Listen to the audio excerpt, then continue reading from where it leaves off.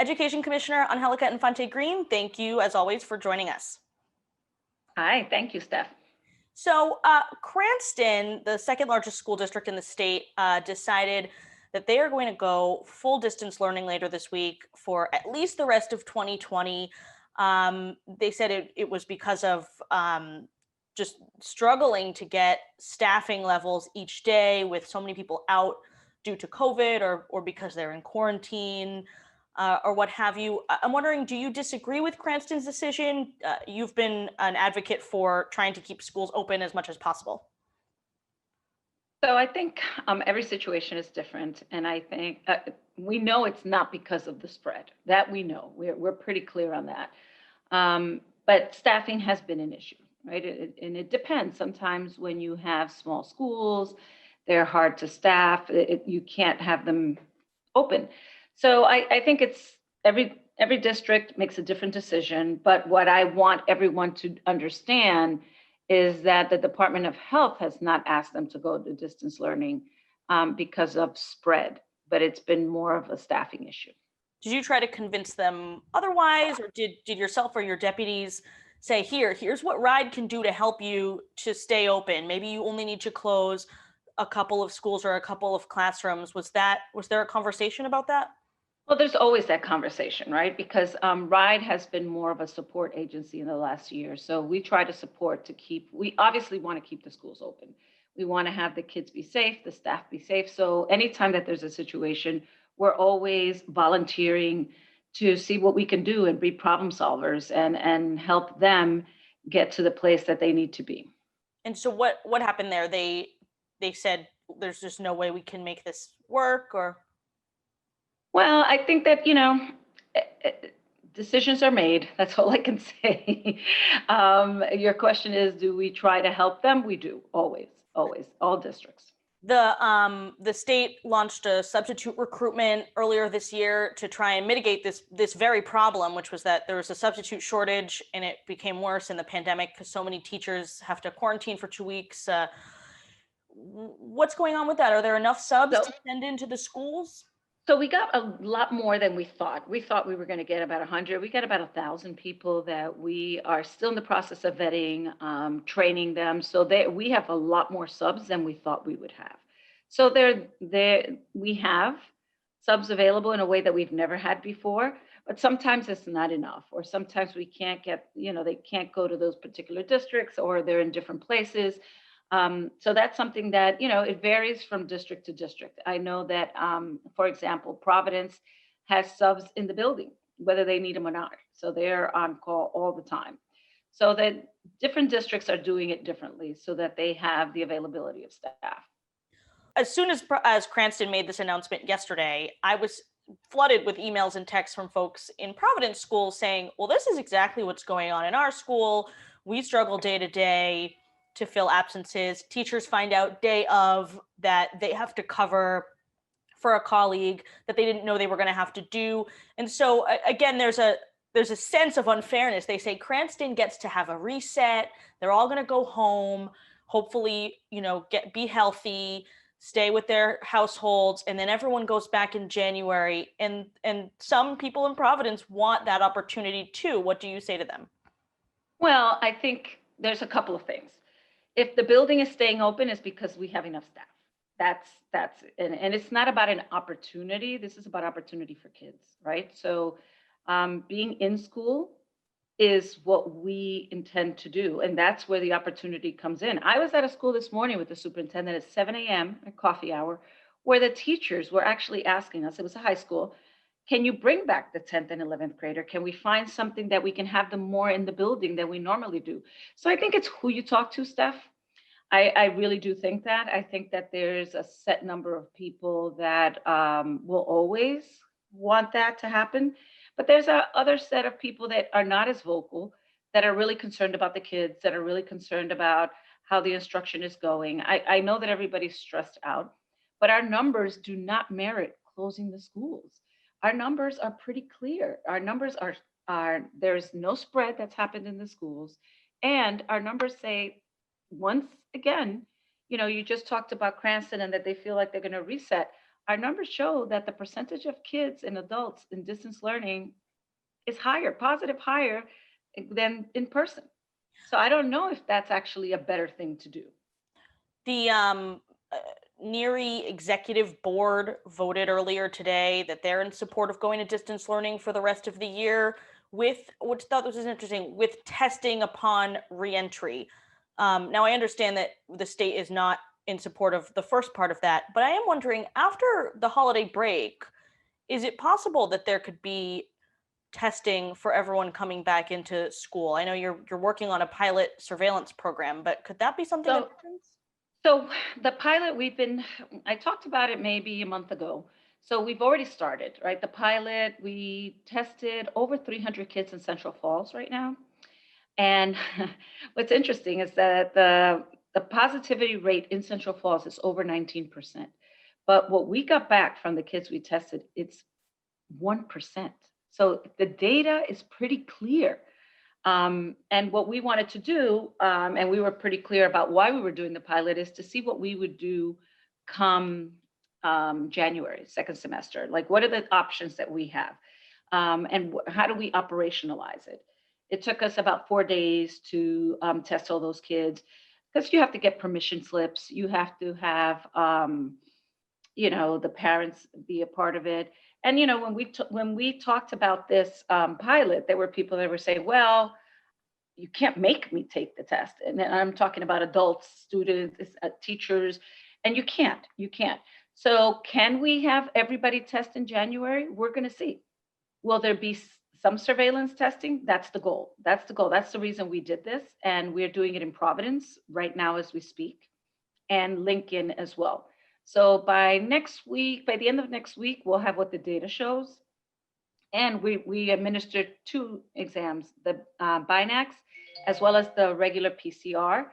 And they were pretty accurate, which is pretty amazing, because we also wanted to see how effective the rapid one was on asymptomatic people. So we feel very good about the data. And we've been pretty consistent that the data is what's going to drive the decisions. The Department of Health has been consistent about it, the governor, we have all been consistent that, our numbers, even though they're going up in the state, that's not what we're seeing in the schools. So the PCRs have come back from Central Falls? Yes, almost all of them. We're just waiting for a few of them. Yep. And they're, yeah. I was going to say, and it was voluntary. Do you know what the participation rate was? Because that obviously can impact how much we should interpret from the data. Well, I think almost everyone that we reached out to, the ones that are in person, almost everyone participated, but I can get the exact numbers on that. Oh. But that's pretty high for a district, for a town that's 19%. It's a really low number. So we're really excited about that. That's going to tell us a lot. We'll see what Providence looks like, and we'll see what Lincoln looks like. We've talked before about preparing for winter in the schools when you can't have the windows open anymore. The state ordered hundreds of air purifiers. Have those come in, and are they installed? The air purifiers have come in, and there's no installation. Let me make this clear to everyone. All you have to do is plug it in. There isn't this distribution to the hundreds of classrooms. Has that taken place? So districts have picked them up. Almost all districts have picked up their HEPA filters, and it's about getting them in the classrooms, getting them plugged in, and that's it. So that has been a priority for us. And like we said, it did not cost any district a penny. That's something that we picked up. We thought it was important. Tonight, the K-12 Council is meeting to discuss some charter school applications. My understanding is that you support some of them. What, in terms of more charter schools and more expansion of charter schools, what would you like to see in terms of how many more seats are approved in Rhode Island? Well, I think it's for me, it's not about seats. It's about, do they render the services for the community that needs them? So I have been my entire career a proponent of multilingual learners. As you know, our multilingual learners are at single digits here. So much so that we break every trend nationally in Rhode Island. So are there charters that are coming in that serve this population? If that's the case, then yes, I do want options for parents, because when your option is not giving you what you need, then you don't really have an option. So it's not about seats for me. It's about who's going to bring what the community needs in a time where we feel that we need as much support as possible. And let me be clear, charter schools are this much of the solution. It's a small number of seats. So we have seen, I have to tell you that in a district like Providence, where there are 24,000 students, 19,000 applications. Well, and that's why I asked how many seats, because we see that thousands of parents are rejected. It's a lottery. So thousands of families are applying for these charter school seats and are not pulled from the lottery. So is there a goal to say, we'd like half of the families who are applying to at least have the option to at least, get pulled from the lottery? So the challenge is that we have a cap, right? Where there's a charter cap in the state. And by the rate of the parents applying, we wouldn't, even if we reached the cap, it wouldn't satisfy the need that for the parents that they're expressing that desire. So right now it's about finding quality options as we improve what's happening in the district, because that's the bottom line. Charters are meant to be incubation places for innovation, right? So if you're in a district that's doing well, that's not the place that I would want to see a charter. I would want to see a charter in places that are really struggling, where families really don't have any good options. And I do want to make it clear to all families, charter schools are public schools. They're under all our responsibility. Not all of them are going to make it through. If you recall, last year, we closed down the first charter school ever in the state of Rhode Island, because we're looking for quality in all our schools. So that's where we are. And I know that there's a debate about money, not money, but the money follows the child. If the child is not in your system, you're not going to get the money for that child. That stands to reason. But what we want to do is make sure that there is some sort of stability as charters come into our ecosystem, and that charters also understand that they have to work with the district. Like, that's one thing that we have not done here. If charters are going to come into our system, there's a responsibility that I feel that they have to work with the district, to do PD if they figured out math, and how do we work with the math problems? How do we support one another? Because to me, this is about the entire system. There was a little bit of a dust up about tonight's meeting where folks that were signing up for public comment said they were told they could only comment on items on the agenda, which is the charter schools, but they wanted to talk about COVID safety precautions. What happened there? Can you explain that? And was that decision reversed for tonight's meeting?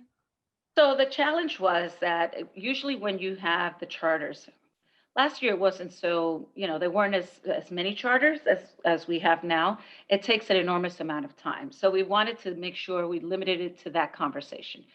Part of the challenge with the COVID conversation, which people are welcome to do it, we've reversed it, people can come. We have 80 people signed up. So that we're talking about at least 4 or 5 hours just of public comment. The board has a job to do, right? And I think the other piece is that, we keep hearing the same voices at the meetings, having the same concerns, where they have to take them really to their superintendents, where they have to work locally. Our job as a board, I've said it multiple times, we don't close schools down. We don't. We work with the Department of Health, we work with everyone else. So coming to the board, you can express your feelings. It is everybody's right to do that. But this is not the place where you're going to get what you need. And I think that there's a lot of confusion. At the last meeting, I responded to all the public comments from 2 meetings ago, and I sent it to all the board members. There was a lot of misinformation. And at the last meeting, there was a lot of misinformation. So we try to follow up with everyone so that they have the information that they need.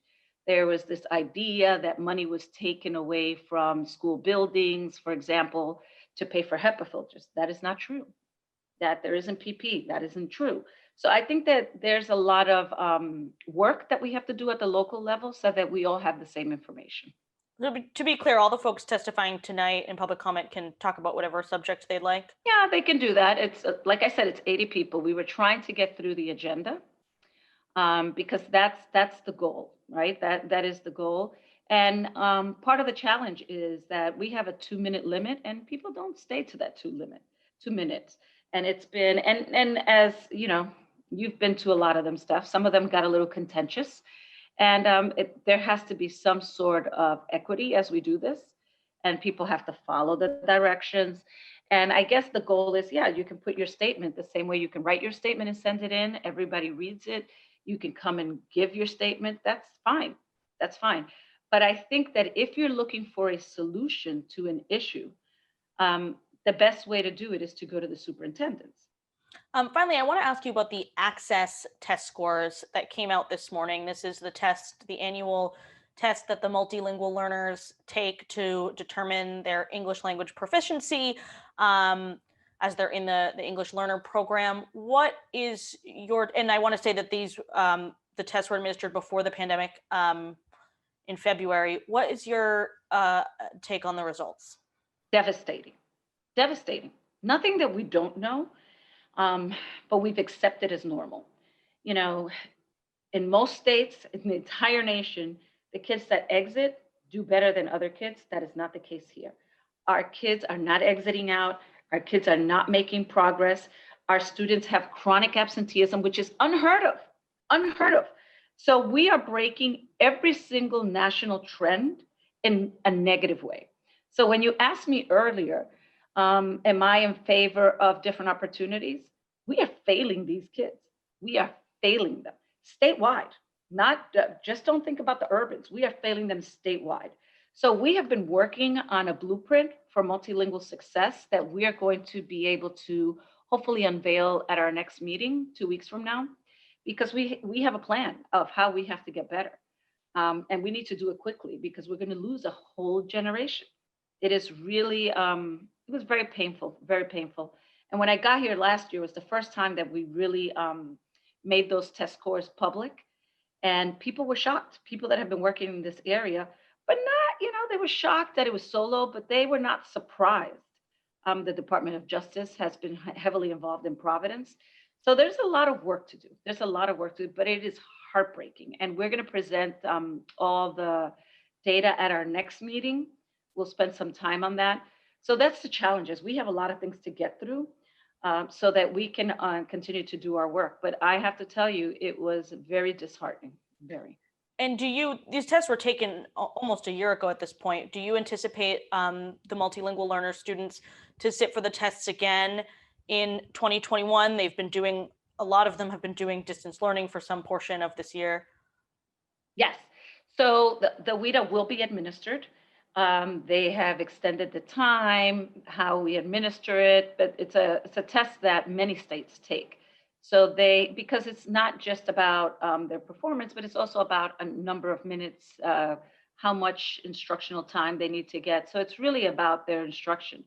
So that will happen again this year. I don't know. We're all anticipating that all our kids have experienced some sort of losses, and this population already being at single digits. I don't even know what to say. And we don't have RICAS results because that was waived this year. Do you anticipate the RICAS being taken in the spring? I don't know. The current administration told us we had to administer the RICAS. I don't know what the new administration will do. So we'll see. We'll see what that looks like. But what I do know is that we in Rhode Island need to know where our kids are, because we need to advocate. I am not going to let the federal government off the hook.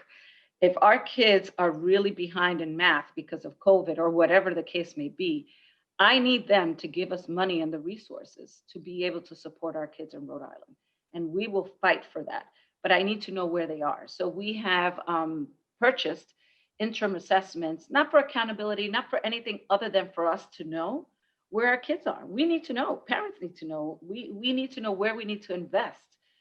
Whatever money is going to be available. Is it through after school programs? Is it tutoring? Is it Saturday academies? What do we need to do to make sure that our kids get what they need?